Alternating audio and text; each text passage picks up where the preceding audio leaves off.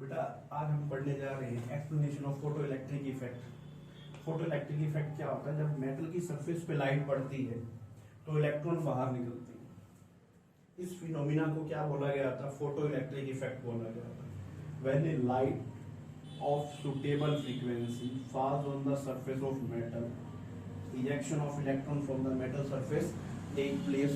This phenomena is known as the photoelectric effect. ऐसा क्यों हो रहा है कि लाइट पड़ने से इलेक्ट्रॉन बाहर निकल रहे हैं? What is the reason behind this? देखिए, मान लीजिए ये क्या है? एक मेटल की सरफेस है और ये क्या है? मेटल्स के एटम है।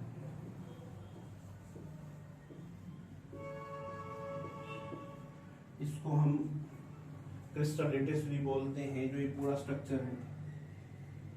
देखो ये क्या है? न्यूक्लियस है एटम का।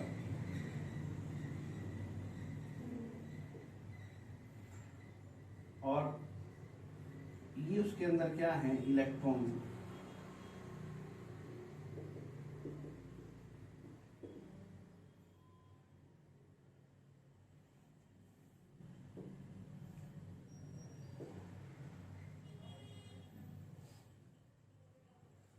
तो आप ये देखिए, जो यहां पर एक इलेक्ट्रॉन है वो इस न्यूक्लियस से भी अट्रैक्टेड है, इस न्यूक्लियस से भी अट्रैक्टेड है। समझ रहे ना मेरी बात? तो न्यूक्लियस, इलेक्ट्रॉन न्यूक्लियस के साथ कुछ फोर्स ऑफ अट्रैक्शन से क्या है? जुड़ा हुआ है। तो ये तो नहीं है भी हम कहें भाई हाँ भाई बाहर आ जाए इलेक्ट्रॉन तो वो बाहर आ जाएगा। तो अगर इलेक्ट्रॉन बाहर आना चाहता है तो क्या करना पड़ेगा? इस फोर्स ऑफ अट्रैक्शन को क्या करना पड़ेगा? ब्रेक डाउन करना पड़ेगा। अब लॉकडाउन का टाइम चल रहा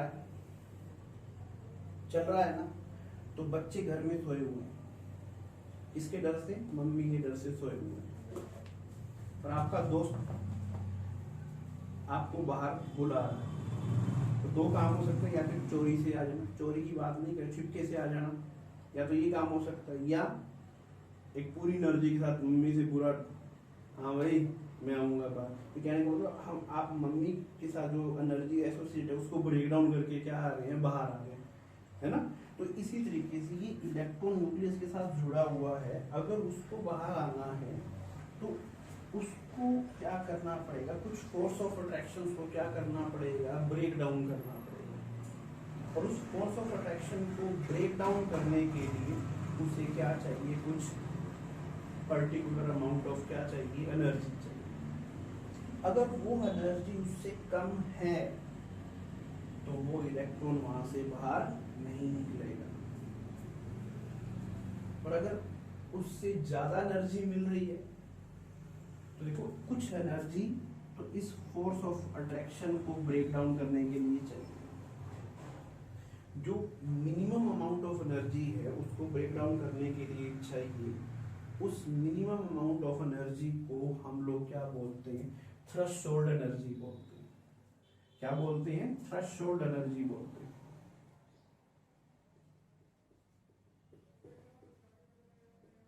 तो थ्रेशोल्ड एनर्जी क्या होती है? the minimum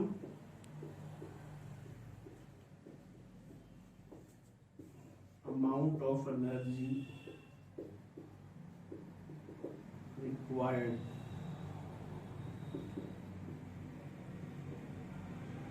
to remove the electron। तो थ्रेशोल्ड एनर्जी क्या है? वो कम से कम जो energy, minimum energy required to remove the electron from here, उस मिनिमम एनर्जी को हम लोग क्या बोलते हैं? थ्रेशोल्ड एनर्जी बोलते हैं। और एक दूसरा नाम और भी होता है जिसे हम लोग क्या बोलते हैं? वर्क फंक्शन भी बोलते हैं। ठीक है, तभी ये कहा गया है कि मैंने light of suitable frequency, suitable frequency होगी तभी क्या होगी? पर्टिकुलर एनर्जी होगी। तो एक तो एनर्जी उस फोर्स ऑफ अट्रैक्शन को ब्रेक डाउन करने के लिए चाहिए। तो जो उससे फालतू एनर्जी हम दे रहे हैं वो इसको मूव करने में क्या करती है, हेल्प करती है। Half m v square, half m v square का मतलब क्या होता है, काइनेटिक एनर्जी। तो सपोज टोटल एनर्जी दी E, तो एक एनर्जी जिसको हम लोग क्या बोलते हैं, थ्रेशोल्ड एनर्जी या वर्क फंक्शन, इतनी तो चाहिए फोर्स ऑफ अट्रैक्शन को ब्रेक डाउन करने के लिए।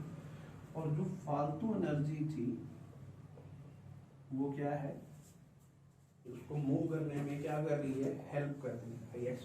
रिपीट अगेन, देखो ये इलेक्ट्रॉन न्यूक्लियस के साथ जुड़ा हुआ था, ये फोर्स ऑफ अट्रैक्शन था। इसको ब्रेक डाउन करने के लिए एक अमाउंट ऑफ एनर्जी की रिक्वायरमेंट है, जिसको हम क्या बोलते हैं, थ्रेशोल्ड एनर्जी का वर्क फंक्शन बोलते हैं। तो आप जो एनर्जी लगा रहे हैं, अगर वो देखिए,